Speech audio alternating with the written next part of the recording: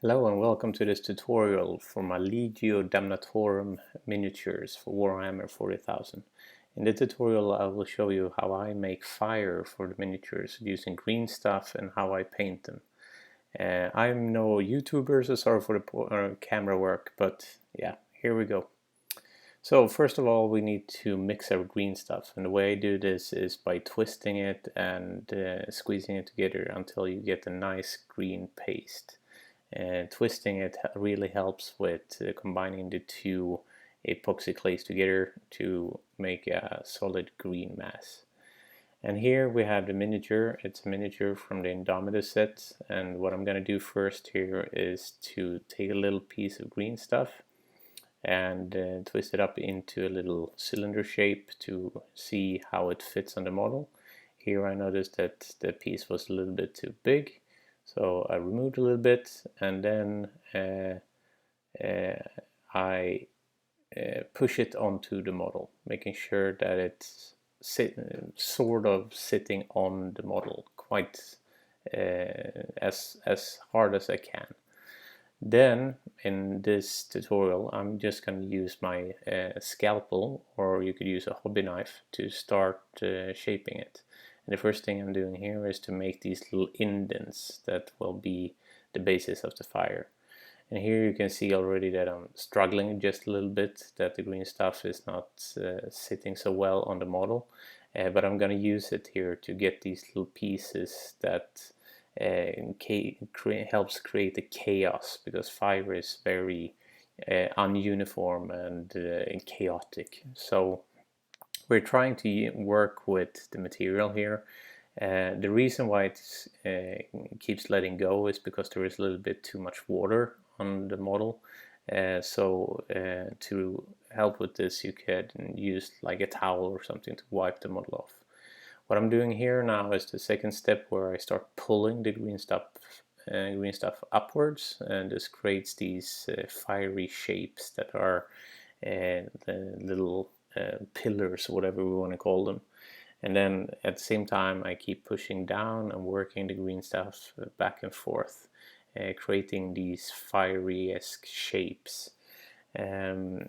Pushing down with a knife like this creates these nice indents that are reminiscent of the inner parts of fire, whilst pulling creates more of these flames that reach out away from the fire.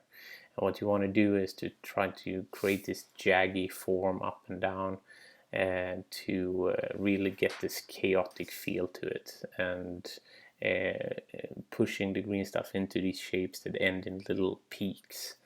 What you see me doing here now is also separating the fire that goes down on the pauldron, and the reason for this is because I want the flames to look like they are following the shape of the pauldron and then going up. And I'll just continue here to push and pull the Greenstuff back and forth, and here also pushing down a little bit more to get a better fit against the model. There is the possibility of the Greenstuff letting go, so be prepared for that. One good check to do is to take the Greenstuff after it's dried to see that it's still on the model, and if it lets go, then you can always use some super glue to glue it back. An alternative is also to maybe rug up the area underneath the Greenstuff with some sandpaper. And here we see the model when I've added Greenstuff to all the pauldrons and also to his chainsword and the feet. And the Legion of the Damned, which this model is from, they are known for having their burning feet, etc. So in the next step here now, we're gonna paint the flames, and for this I'm gonna use Evil Sun Scarlet for the red, Trollslayer Orange for the orange, and then Uriel Yellow for the yellow. And here I have my wet palette with the colors on it. So we start off with the Evil Sun Scarlet and just base coating all the flames with red. As you see here, I've primed the model with Chaos Black. This means that we need to put down probably several coats of the red color in order to get coverage of everything. but it's just going back and forth, maybe letting it dry a little bit and then adding more paint. As you notice here also, thanks to my wet palette, the color is quite wet, which is good because we want the paint to go into all the little nooks and crannies of the green stuff.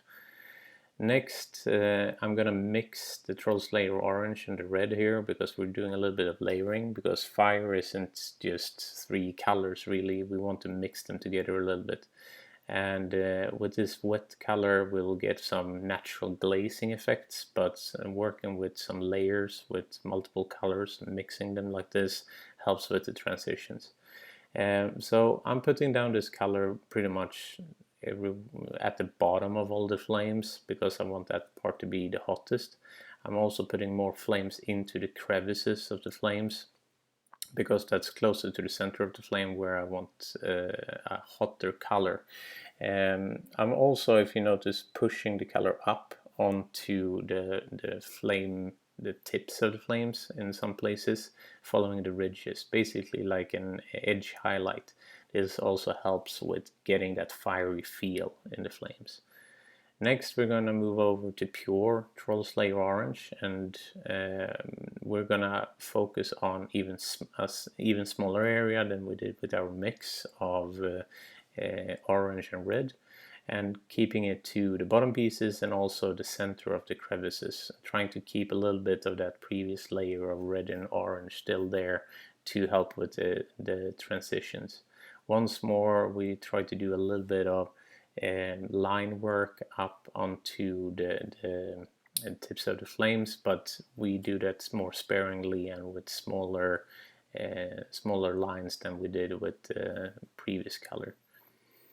And then we continue to do that here. As you see, the coverage is pretty bad, so you might have to go in here and do several coats. That's what I did here. I had 1 coat and let it dry a little bit, and I went back and added some more orange. And the reason for this is because the Troll Slayer orange doesn't give great coverage, especially on this still quite dark red color. So you might have to put down maybe 2 or even 3 layers, but try to focus it towards the center. Now we're going to do the same thing we did with the red and the orange, and take some yellow and some orange and just mix it up here. And there is no ratio for this really. I go and feel, mixing colors, checking that I get a nice color in between the orange and the yellow, and just mixing it up properly here so we can have it nice and smooth. And once it's nice and smooth, we move over to the model. And we continue basically doing the same thing we did with the pure orange, adding it to the center of the flames in the crevices and pushing it up a little bit towards the tips where it feels like it makes sense to have a little bit of hotter flame pushing up. One more thing about the flames, they are very chaotic, so you can't really mess up here. It depends on the look and feel you're going for, of course.